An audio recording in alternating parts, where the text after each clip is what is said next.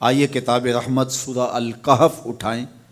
اللہ تعالیٰ نے ایک واقعہ بیان کیا ہے حضرت موسیٰ اور حضرت خضر علیہ السلام کا، کہ حضرت موسیٰ علیہ السلام عزم مصمم کر کے جب چلے تو اللہ فرماتا ہے کہ ہم نے حضرت موسیٰ علیہ السلام کو جس بندے کی نشانی بتائی تھی وہ بندہ ان کو وہاں مل گیا۔ سفید چادر اوڑھے حضرت خضر علیہ السلام وہاں لیٹے ہوئے تھے، تو یہ جا کے ان کے پاس کھڑے ہو گئے کہ حضرت میں آپ کی خدمت میں اس لیے آیا ہوں کہ اللہ نے آپ کو جو خصوصی علم عطا کیے ہیں میں ان کو سیکھنے کی غرض سے آپ کی چوکھٹ پہ آیا ہوں۔ کہا تم میرے ساتھ صبر نہیں کر پاؤ گے، معاملے مشکل ہیں، سفر دشوار ہے، منزل کٹھن ہے، اور میرے معاملات ایسے ہیں کہ تم اعتراض کرو گے اس کے بغیر تم رہ نہیں سکتے۔ حضرت موسیٰ علیہ السلام نے کہا اگر اللہ نے چاہا تو آپ دیکھیں گے میں صبر کروں گا اور آپ کے کسی حکم کی کسی کام کی میں نافرمانی نہیں کروں گا، کسی کام کا انکار نہیں کروں گا۔ کہا کہ اچھا شرط یہ ہے کہ جو میں کروں اس پر تم اعتراض نہیں کرو گے، سوال نہیں کرو گے، یہاں تک کہ میں خود ہی نہ بتاؤں۔ تو کہا کہ یہ شرط ٹھہری، میں کوئی بات نہیں کروں گا۔ فانطلقا، دونوں چل پڑے، دریا کے پار جانا تھا۔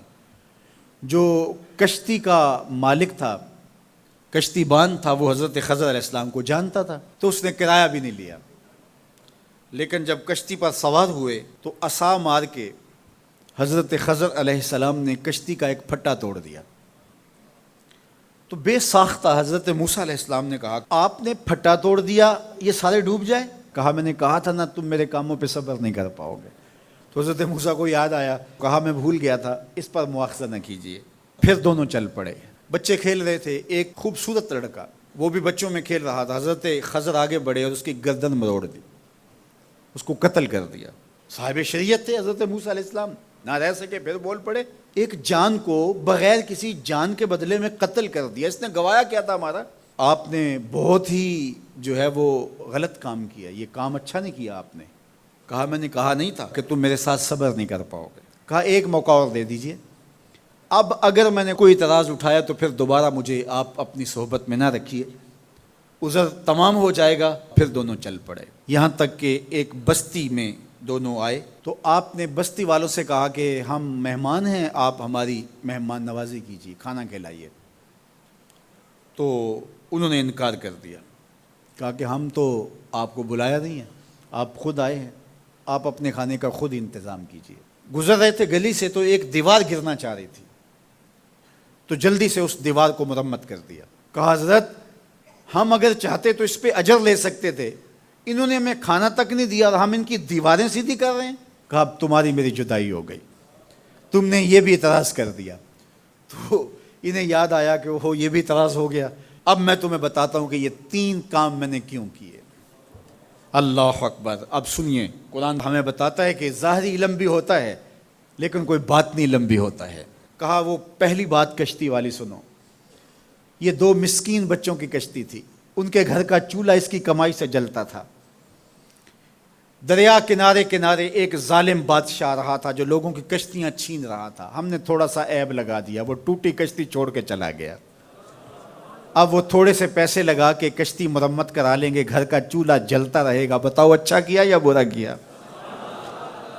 کہا رہی بات اس بچے کی جس کو ہم نے قتل کیا، اس کے ماں باپ مومن تھے، نیک تھے، صالح تھے، بچے نے بڑا ہو کے بہت برا ہونا تھا، ہم نے اس کو قتل کر دیا، اللہ اس کے بدلے ان کو بہتر اولاد دے گا۔ علماء تفسیر نے لکھا ہے اس بچے کے بدلے میں اللہ نے ان والدین کو ایک بیٹی عطا کی جس کی نسل سے 70 نبی پیدا ہوئے۔ دیوار کی کہانی بھی سن لیجئے، یہ شہر کے 2 یتیم بچوں کی دیوار تھی اور اس کے نیچے ان کا خزانہ تھا اور ان کا باپ بڑا نیک تھا۔ خزانہ دیوار کے نیچے ہے، دیوار گرنا چاہ رہی ہے، کسی معمولی دھکے سے گر جاتی۔ 2 ہی صورتیں تھیں، یا وہ بچے خود اپنا خزانہ اٹھا لیتے یا لوگ اٹھا کے لے جاتے۔ لوگ اٹھا کے لے جاتے پھر بھی ہاتھ میں کچھ نہ آیا، اور اگر وہ خود اٹھا لیتے تو بچے ہیں، بچپنے کی وجہ سے وہ اس کو اڑا دیتے۔ تو ہم نے اس کے اوپر دیوار کھڑی کر دی، جب تک وہ اس قابل نہیں ہو جاتے کہ یہ خزانہ نکال کے اس کو صحیح مصرف پہ لگا سکیں، اتنی دیر تک دیوار گرے گی نہیں۔ اللہ اکبر۔ وہ کسی وجہ سے دیوار قائم رہے گی، اور جب وہ اس عمر کو پہنچ جائیں گے جس عمر میں وہ اس خزانے کو سنبھال سکیں گے تو پھر دیوار خود بخود گر جائے گی اور یہ خزانہ نکال کر کے اپنے کام پہ لے آئیں گے۔ میں جب پہلی مرتبہ اس کو جو ہے وہ غور کے ساتھ تلاوت کیا تو مجھے یہ لگا کہ اس کا انطباق پاکستان کے حالات پہ بھی ہو سکتا ہے، اس لیے کہ یہ بھی یتیموں کا سرمایہ ہے۔ کتنے یتیم روتے بلکتے رہ گئے اور ان کے سر سے جو ہے وہ سائے اٹھ گئے اس وطن کے لیے، لیکن میرے مالک نے اس ملک کے خزانوں پر گہرے پہاڑ اور بڑی بڑی دیواریں کھڑی کر دی ہیں۔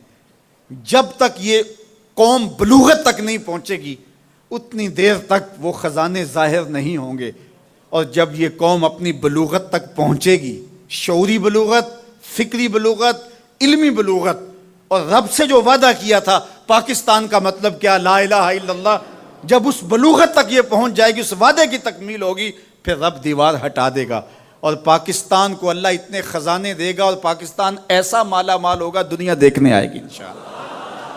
اس لیے رب نے دیواریں بنا کے رکھی۔ تمہارا باپ معین الدین چشتی بڑا نیک تھا، تمہارا باپ داتا گنج بخش علی حجویری بڑا نیک تھا، تمہارا باپ حضرت مجدد الف ثانی بڑا نیک تھا، ان کی وجہ سے میں دیواریں کھڑی کر رہا ہوں اور مضبوط حصار لگا رہا ہوں تمہارے خزانوں پر، اور وہ وقت آئے گا جب تم بلوغت کی عمر کو پہنچو گے دیواریں ہٹ جائے گی اور تمہارا وطن زمانے پہ مہکتے پھول کی طرح اور چمکتے ستاروں کی طرح اور روشن آفتاب کی طرح چمکتا اور مہکتا دکھائی دے گا، اور زمانہ پاکستان دیکھنے آئے گا، پاکستان دنیا کی قیادت کرے گا انشاءاللہ۔